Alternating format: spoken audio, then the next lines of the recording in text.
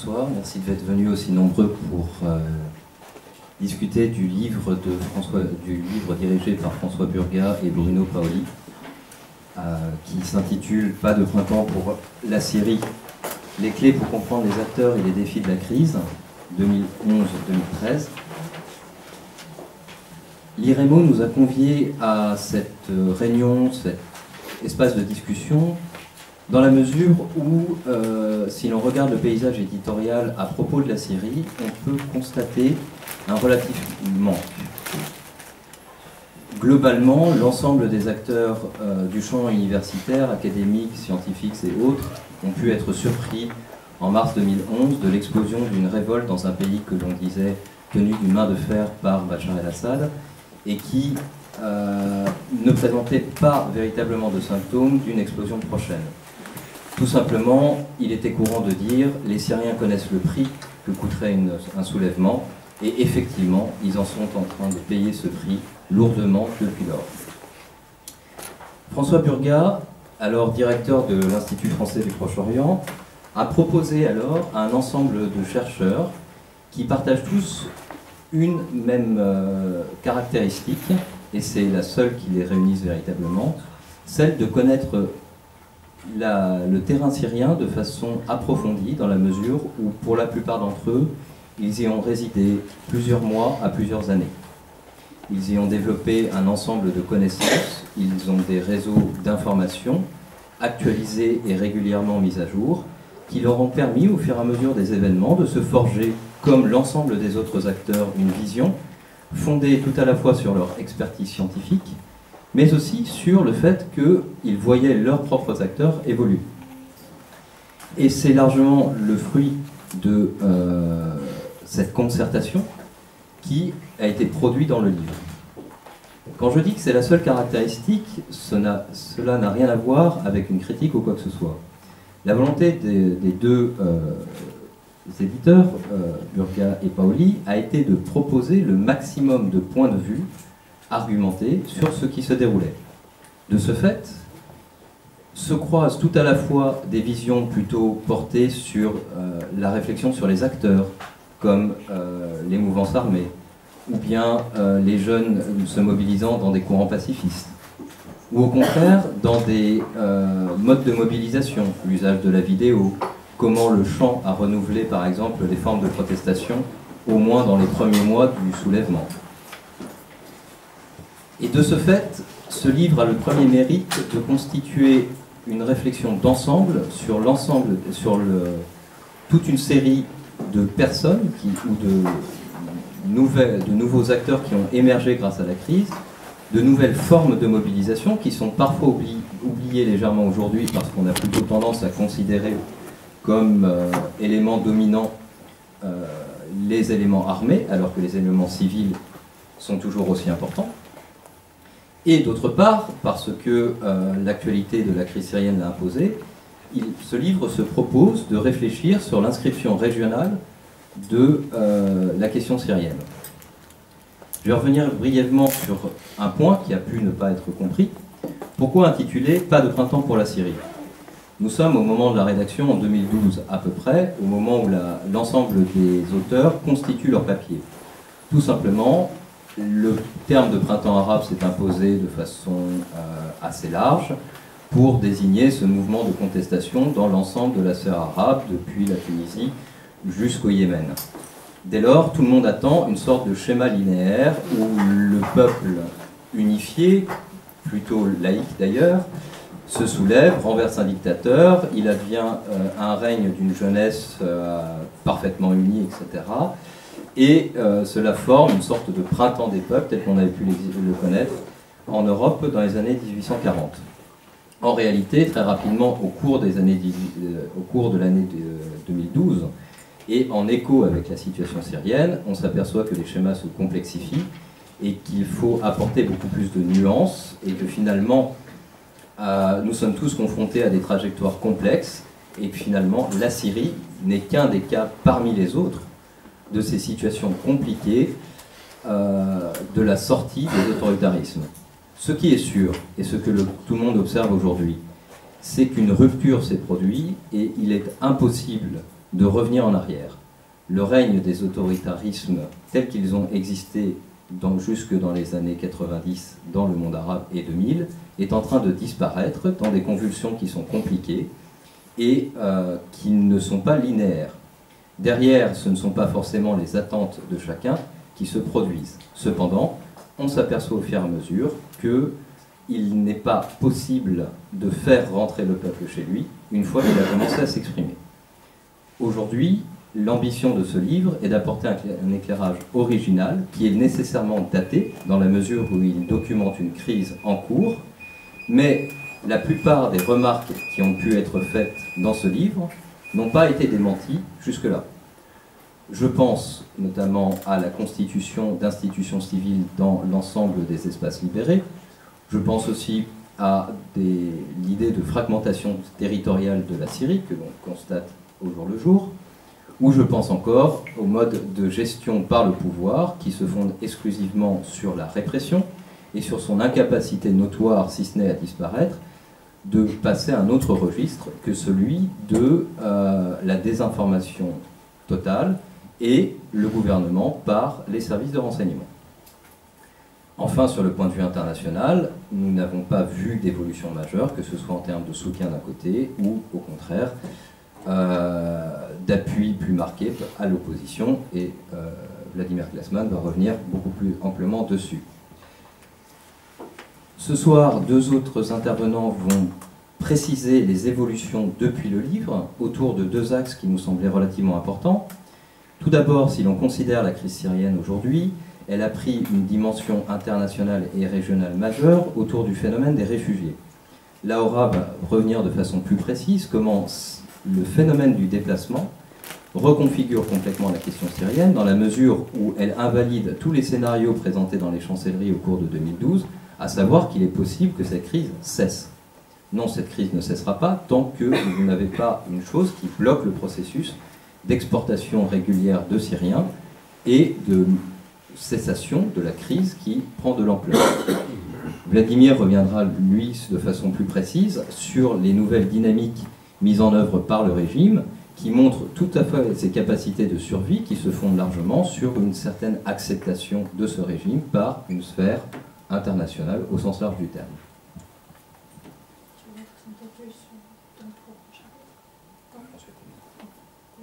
Vous pourriez vous présenter? Pardon.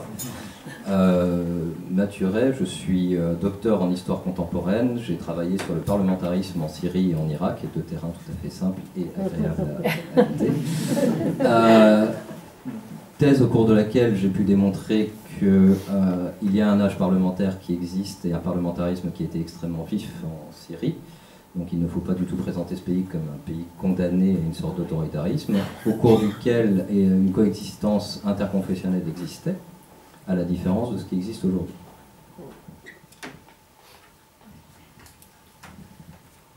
Vous m'entendez? Ouais. Un peu plus fort. Un peu plus fort. Donc mon chapitre est un chapitre court. Votre présentation. Votre nom et ce que vous faites. Donc Laura Ruiz de Elvira. Je vous en prie. Je suis espagnole, j'ai fait ma thèse en France à l'EHESS sur les associations de bienfaisance en Syrie dans la période des années 2000. Notamment, je me suis intéressée à l'ouverture de la société civile ou du secteur associatif et comment ces associations de bienfaisance se sont multipliées et quelle interaction, quel rôle elles sont jouées dans le cadre des reconfigurations politiques qui ont eu lieu en Syrie dans cette période. Donc, dans les livres, Ça marche, oui. Mon chapitre est un chapitre donc court, mais qui analyse une dimension que moi j'estime fondamentale, comme Mathieu l'a dit, dans le contexte de cette révolte syrienne, à savoir la question humanitaire, aussi bien sur son versant plus humain, les victimes de cette crise, que sur son versant plus organisationnel, c'est-à-dire les structures et les politiques d'assistance aux victimes.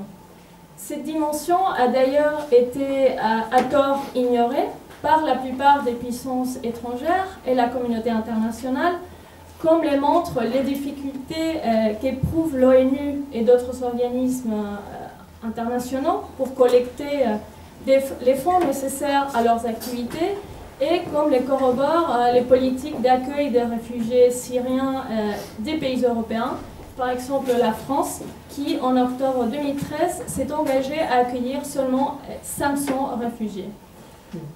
Je dois préciser que depuis que j'ai écrit ce chapitre, les chiffres qui évoluent sans cesse ont été largement dépassés et la situation humanitaire s'est nettement dégradée, avec la dureté de l'hiver et le siège de plusieurs quartiers, notamment à Damas, où les Syriens sont aujourd'hui en train de mourir littéralement de faim.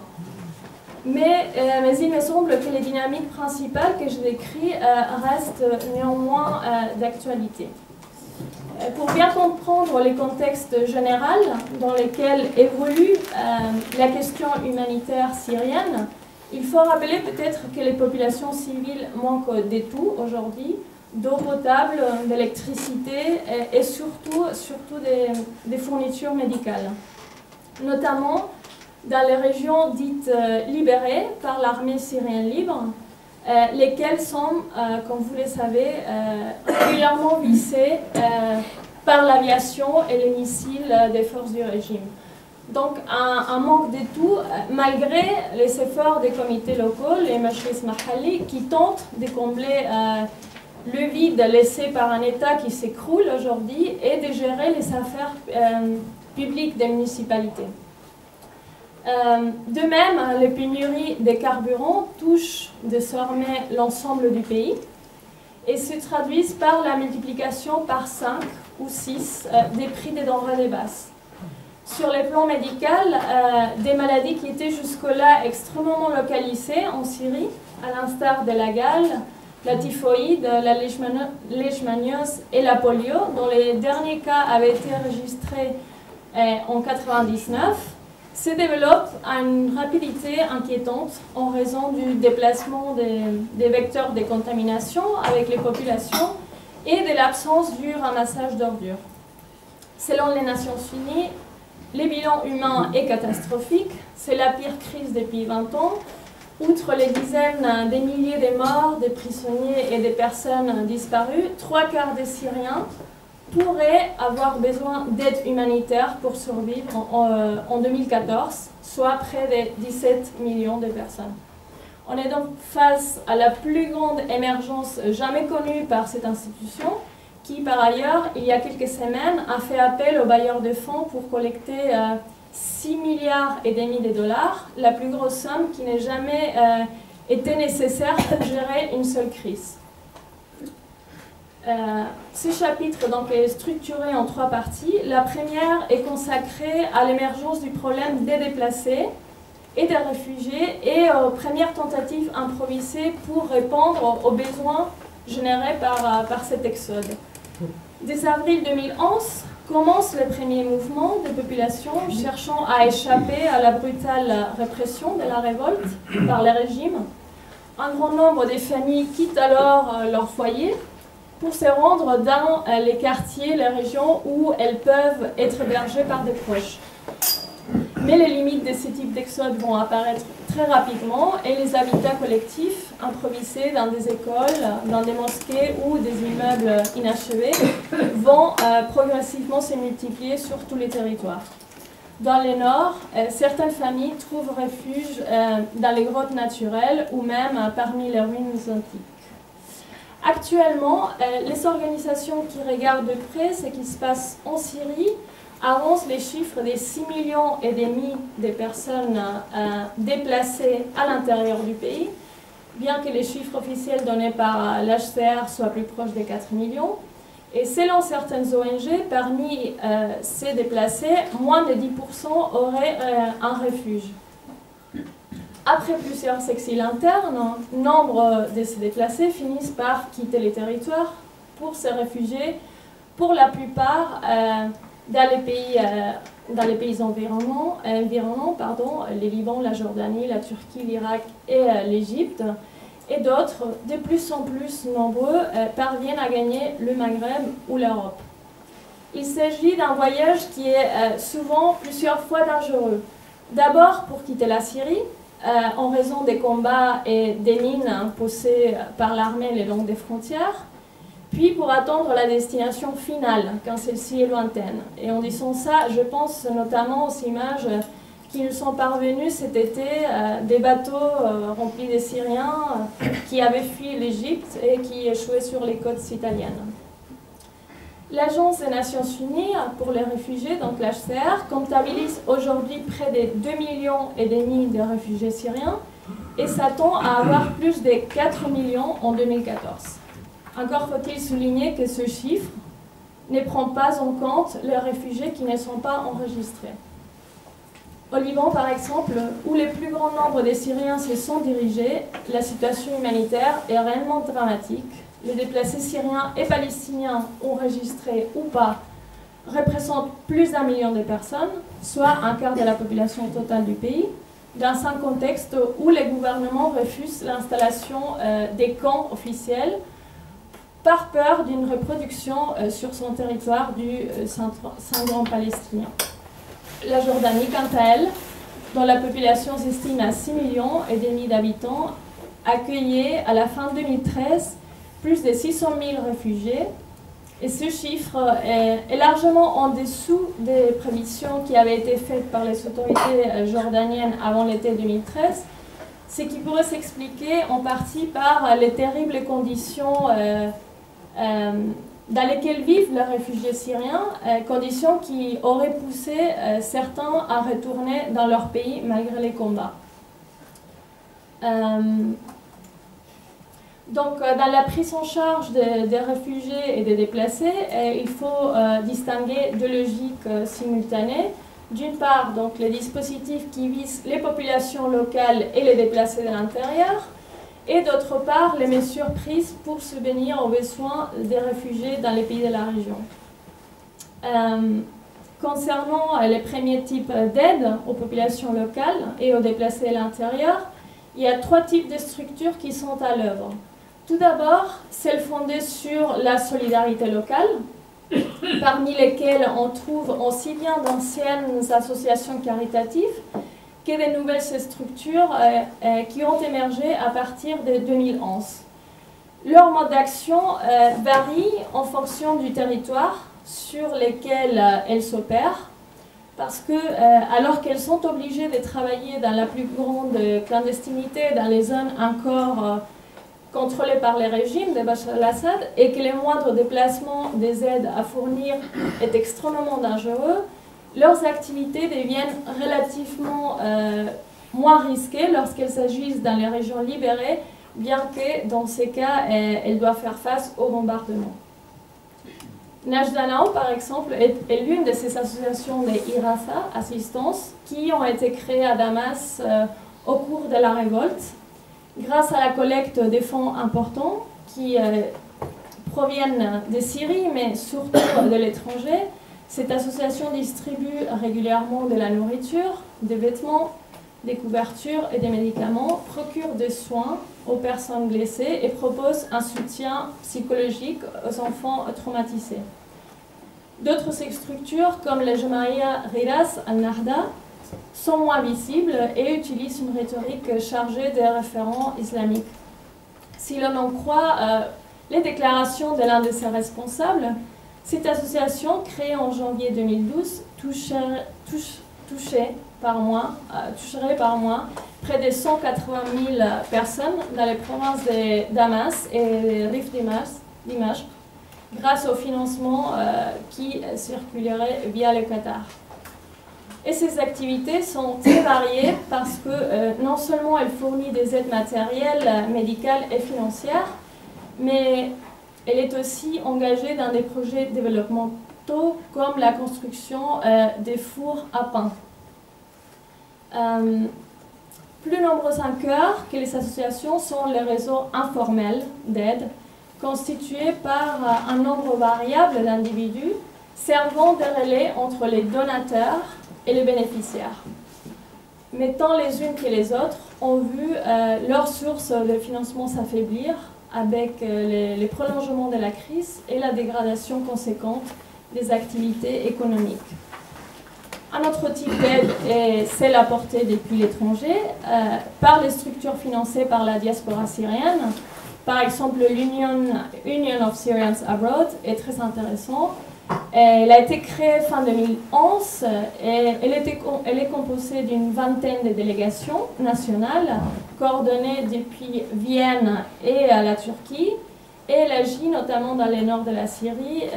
Par exemple, elle fournit de l'aide alimentaire, de l'assistance médicale, envoie des ambulances, a mis en place des hôpitaux de campagne et a mis en place aussi un camp de réfugiés dans les gouvernements d'Idlib. Enfin, le troisième cas de figure est le travail humanitaire fourni par les organisations internationales travaillant avec ou sans l'aval du régime baathiste. Une partie non négligeable de cette aide est distribuée depuis Damas par les comités internationaux de la Croix-Rouge, les agences des Nations Unies et une quinzaine d'ONG internationales officiellement présentes sur place. Or, comme dans la période 2000-2010, où l'afflux de près d'1 million de réfugiés irakiens sur le territoire syrien avait ouvert la voie à l'installation d'une vingtaine d'organisations internationales, tous ces acteurs étrangers sont obligés d'intervenir en partenariat direct avec les Croissants Rouges syriens, seul organisme habilité par les gouvernements à distribuer in fine l'assistance. Néanmoins, d'autres structures d'aide étrangères, telles l'association Life for Syria ou Médecins sans frontières, qui a vu 4 de ses employés être kidnappés il y a une semaine.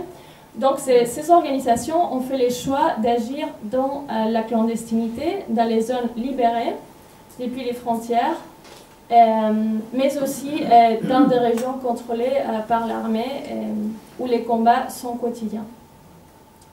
Malgré les efforts, cette aide humanitaire apportée aux populations syriennes est défaillante, et c'est plusieurs raisons. Premièrement, les régions dans lesquelles les organisations non gouvernementales syriennes et étrangères ayant obtenu l'autorisation de Damas peuvent intervenir excluent les zones de guerre et celles libérées. De plus, les convois et les volontaires du Croissant Rouge syrien ont été pris pour cible par le passé par les deux camps qui doutent de la neutralité de l'organisation. Ces restrictions, ajoutées à l'insécurité entretenue par l'armée loyaliste dans les zones libérées, provoquent un grand déséquilibre dans la distribution de l'aide qui, du coup, se trouve concentrée dans les régions tenues par les régimes et dans les zones limitrophes avec la frontière turque qui sont plus faciles d'accès. Par ailleurs, dans les zones sous autorité gouvernementale, les populations ont peur, parfois sont réticentes à s'adresser à des organismes qui ne peuvent leur garantir les secrets des listes. Enfin, la troisième partie de ce chapitre s'intéresse aux réfugiés dans les pays voisins et aux politiques variables des gouvernements de ces pays. La prise en charge de ces réfugiés est assurée par une multiplicité d'acteurs individuels, gouvernementaux et internationaux, notamment l'HCR, qui sont amenés à travailler ensemble.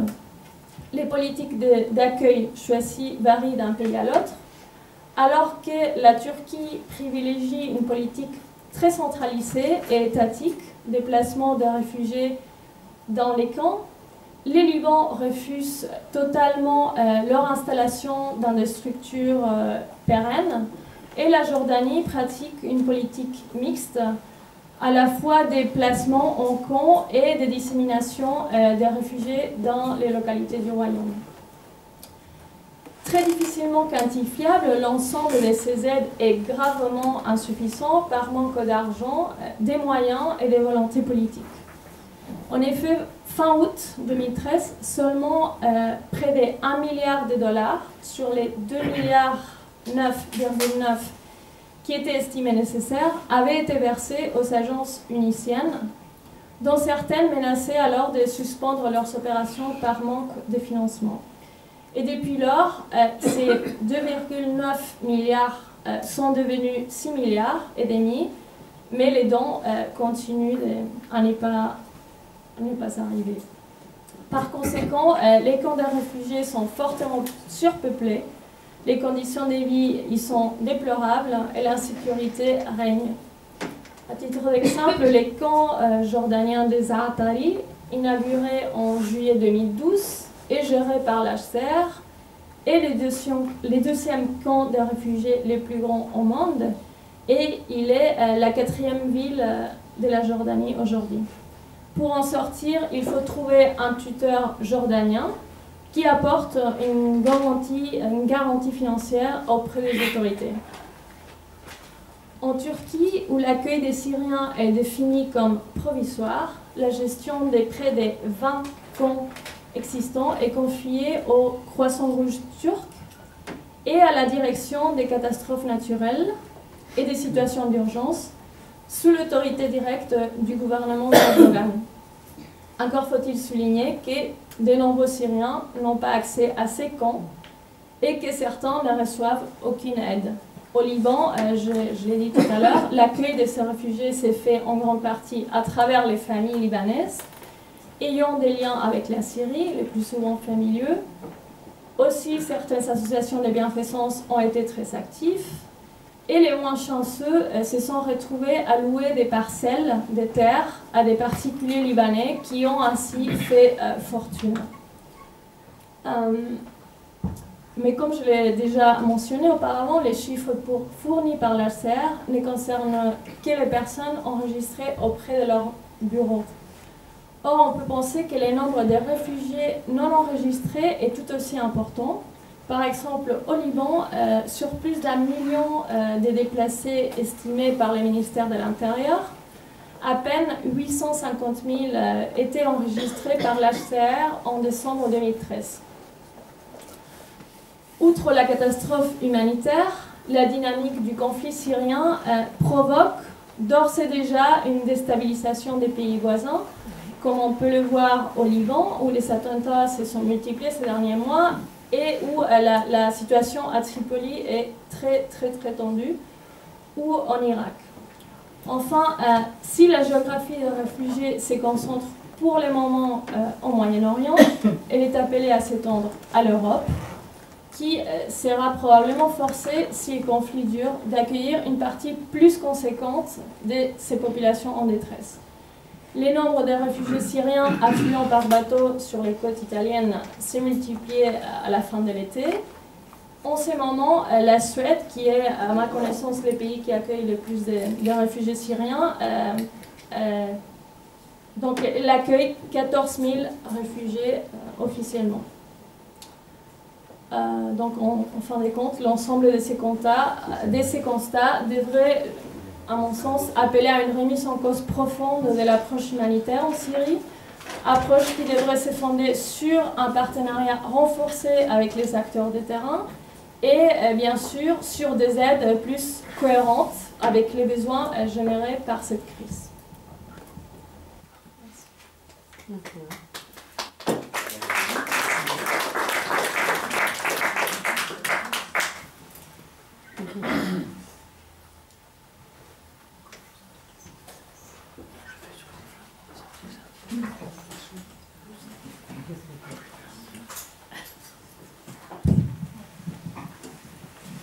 Bonsoir.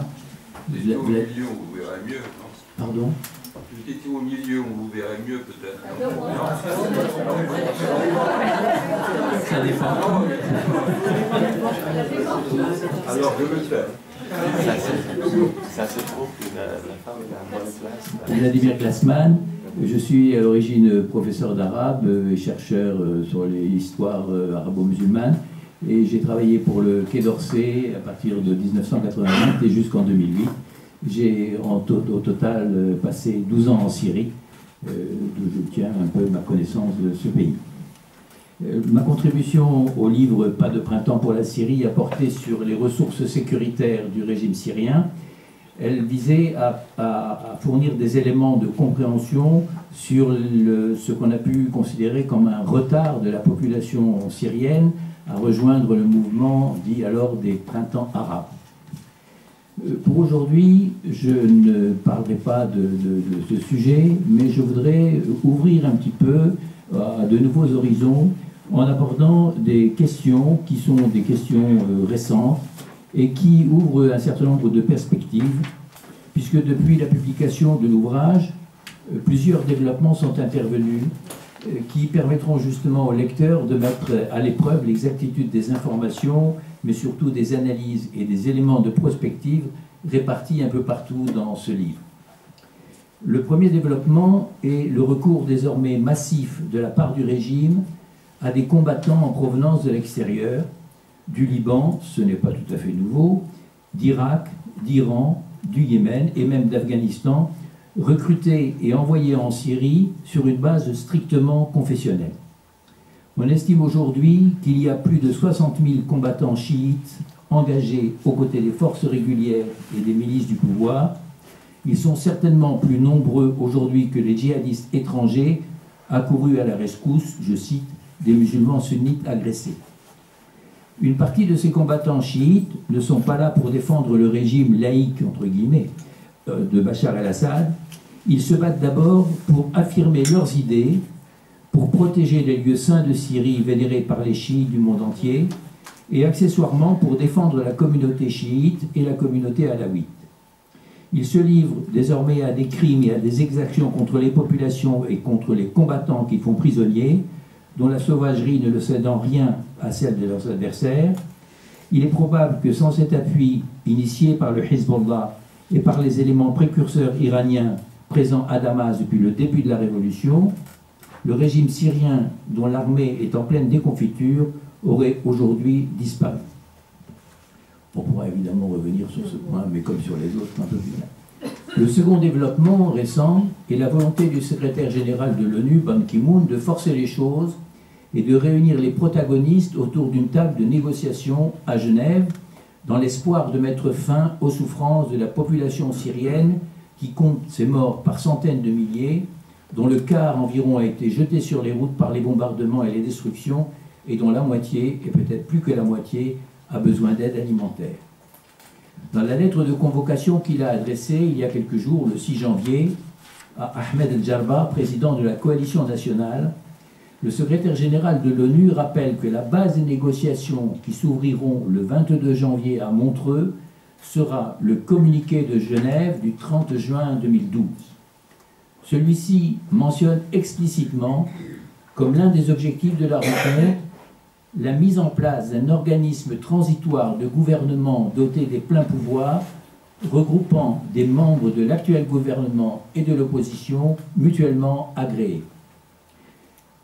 Il ne comporte nulle part la mention de l'abandon du pouvoir par l'actuel chef de l'État, et les amis du peuple syrien n'ont pris aucun engagement concernant sa mise à l'écart, ni même son renoncement à se porter candidat à sa propre succession au printemps 2014.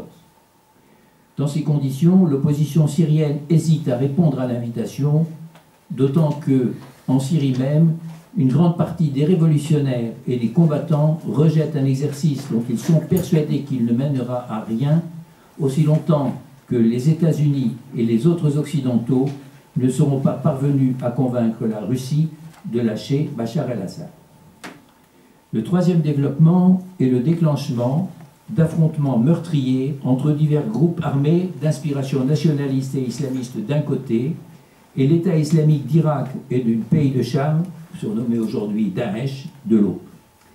Il ne s'agit pas pour le moment de la part du Front islamique, que les spécialistes présentent comme l'armée la plus puissante puisqu'elle compterait plusieurs dizaines de milliers de combattants, et de la part du Front de soutien, le fameux Jabhat al-Nusra, qui n'en compte que quelques milliers, donc il ne s'agit pas d'une guerre d'éradication contre Daesh. La crainte de provoquer une fitna, une dissension au sein de la communauté, une division des musulmans, retient leur chef d'assumer la responsabilité d'une confrontation ouverte et généralisée, du moins pour le moment, et aussi longtemps que le régime syrien ne sera pas tombé. mais des brigades de ces deux groupes sont engagées aujourd'hui sur le terrain de Deir ez-Zor à Alep, en passant par Idlib et Ma'aret el-Nu'man, contre les hommes de l'État islamique auxquels ils sont en passe de reprendre le contrôle de villes entières. Ils sont appuyés par les combattants du Front des révolutionnaires syriens, une force de 15 000 hommes environ, en provenance pour la plupart de l'armée libre, dont l'objectif déclaré est bien de bouter hors de Syrie les djihadistes étrangers et en tout premier lieu l'État islamique. Le régime et ses partisans affectent de se réjouir au spectacle de leurs ennemis terroristes en train de s'entre-déchirer. Mais ce développement est loin d'être à son avantage. Pour n'en retenir pour le moment que l'aspect politique, il permettra à la délégation de l'opposition, si elle se rend à Genève évidemment, de faire valoir, on le saura le 17 janvier, de faire valoir aux Occidentaux, mais aussi aux Russes, que s'agissant de la guerre contre le terrorisme, qui est l'une de leurs préoccupations communes, mieux vaut compter sur le peuple syrien que sur le régime de Bachar el-Assad. Celui-ci a recruté naguère des djihadistes par centaines, si ce n'est par milliers. Il les a formés dans les camps de la garde républicaine, et après les avoir utilisés en Irak et au Liban, jusqu'en 2007, il les a finalement lâchés dans son pays pour qu'ils servent d'épouvantail à la communauté internationale et pour convaincre la population syrienne que, tout tyran qu'il soit, il reste malgré tout pour eux un moindre mal. Il est extrêmement important de relever que ces affrontements contre Daesh ont été provoqués et encouragés par les manifestations d'hostilité organisées contre ce groupe par des citoyens, par des civils, par des activistes dans diverses villes ou localités, et en premier lieu dans l'irréductible village de Kafranboul. Les manifestations hebdomadaires de vendredi dernier, 3 janvier, avaient rendu hommage à Abu Rayyan, un médecin de Meskéné, près d'Alep, membre du groupe Ahrar al-Sham, qui avait été enlevé, torturé à mort et mutilé, avant d'être rendu aux siens dans un état pire de leur propre aveu que s'il sortait des mains des Mukhabarat Jaouiyé, des Mukhabarat de l'armée de l'air. Hier, lors de la mise en terre des activistes exécutés à Alep par des combattants de ce même groupe, Daesh, avant de prendre la fuite, la foule a maudit l'émir de l'État islamique, El-Baghdadi, en recourant à la même expression, Il'an Rouhak, que celle qu'ils avaient précédemment utilisée contre Abu Hafez, autrement dit Bachar el-Assad, pour les centaines de victimes tuées lors des bombardements. Et demain, vendredi 10 janvier, les manifestants ont prévu de réclamer, partout à travers la Syrie où ils peuvent encore manifester sans risquer leur vie, la mise en jugement et la condamnation du même El-Baghdadi. Cela démontre que la révolution n'est pas morte en Syrie, elle n'est pas tombée aux mains des djihadistes, comme certains médias essayent et parfois parviennent à le faire croire, en se focalisant davantage sur ces derniers que sur la résistance que la population à la nouvelle forme de tyrannie que certains groupes islamistes tentent d'imposer.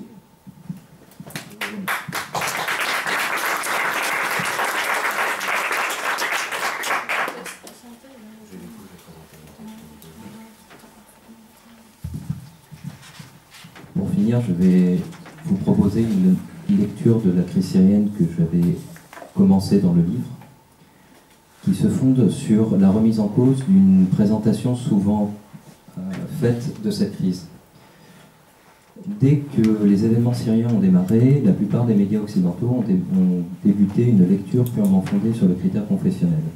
Il y aurait des confessions qui s'affronteraient en Syrie et finalement, Bachar el-Assad, protecteur des chrétiens et des autres minorités, on met souvent en avant pour l'Occident le caractère chrétien, aurait été un moindre mal ou quelque chose qui permettrait de préserver une certaine coexistence pacifique. À cette lecture-là, qu'un certain nombre de chercheurs ont soutenu, j'ai proposé une autre lecture qui se fonde sur des dizaines d'entretiens que j'ai pu mener en Syrie entre 2011 et 2012. En effet, je suis, je crois, l'un des derniers chercheurs à avoir résidé là-bas et avoir passé près de 3 ans depuis le début du soulèvement en Syrie. Cette lecture se fonde d'abord sur la mise en place, ou plus précisément, sur l'observation des dynamiques qui ont amené à l'extension du processus révolutionnaire. On se souvient tous, au départ de ce mouvement, une ville du sud, connu pour ceux qui connaissent la Syrie, mais totalement inconnu du grand public, défraie la chronique. Des jeunes à Deraa se font torturer et tout d'un coup le pays entier se soulève extrêmement rapidement. De même, autre observation, en près de 3 mois, c'est-à-dire entre mars 2011 et mai 2011, un pays qu'on disait complètement apolitique, désorganisé, présente un pavage intégral de son territoire d'organisations structurées sous la forme de coordination de soutien, appelée à l'époque Tansekiyat, qui vient en aide à l'ensemble des populations. Or, lorsque l'on regarde le processus de diffusion, celui-ci n'a pas une base confessionnelle a priori, mais bien plus une base géographique. J'ai donc inversé le processus de la lecture confessionnelle pour m'attacher à la composition territoriale et comprendre comment, finalement, il fallait étudier des unités géographiques pour comprendre comment cette révolution se constituait. Cette lecture a un avantage, elle permet de rendre compte pourquoi la révolution est aussi forte et explique aussi dans une large mesure pourquoi elle est aussi faible d'un point de vue international ou national. Ce que j'appelle la question syrienne revient à une tension permanente qui a animé l'histoire syrienne pendant près de 2 siècles, à savoir la vocation à se présenter comme un pays unifié et au contraire l'extrême force des identités locales.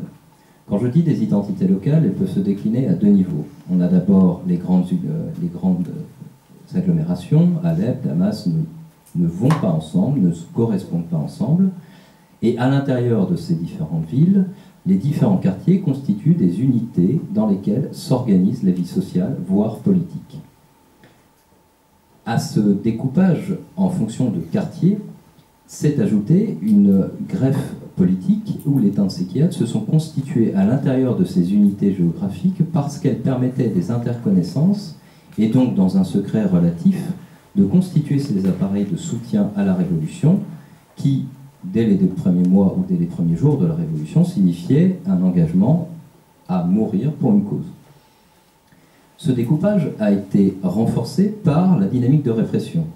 En effet, si le dessin du quartier n'était pas initialement prévu, il l'a été très rapidement lorsque les forces du régime de Bachar el-Assad se sont déployées en ceinturant des zones d'habitat et en forçant l'ensemble de ces habitants à prendre conscience d'un commun destin, c'est-à-dire que la présence d'une manifestation dans un quartier signifiait que l'ensemble du quartier était tenu pour responsable et donc était assiégé par les forces du régime.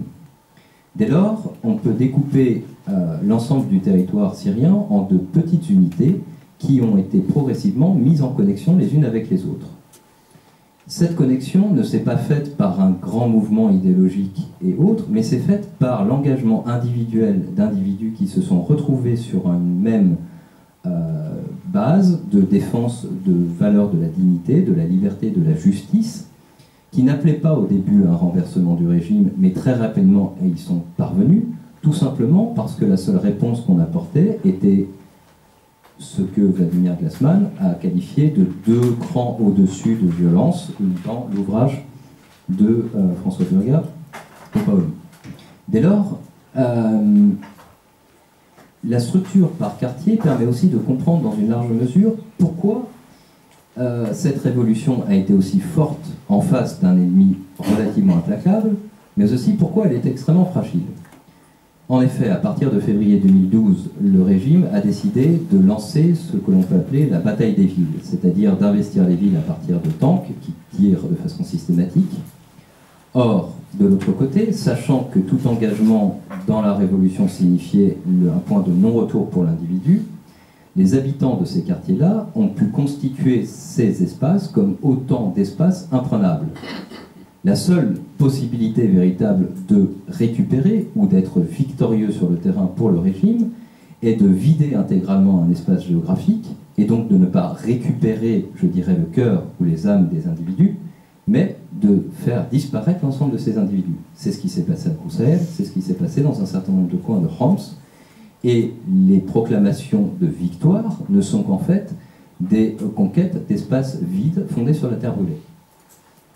Au contraire, la structure de quartier a permis, si je me réfère à un autre exemple historique, de reconstituer des micro-Stalingrad partout pour les troupes du régime qui n'ont jamais réussi à pénétrer, tout simplement parce que des chaînes de connaissances et la commune projection dans une mort certaine si le quartier était récupéré faisaient que des systèmes de sous-lieux ont été mis en place.